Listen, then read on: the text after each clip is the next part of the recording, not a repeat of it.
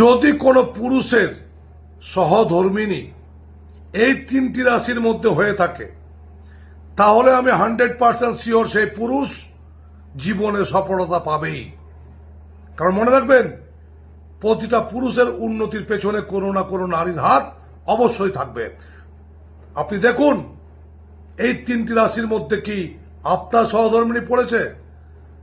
এরা কি জানেন, এরা নিজেকে শেষ করে দেয়, আপনাকে তৈরি করবে নিজেকে শেষ করে।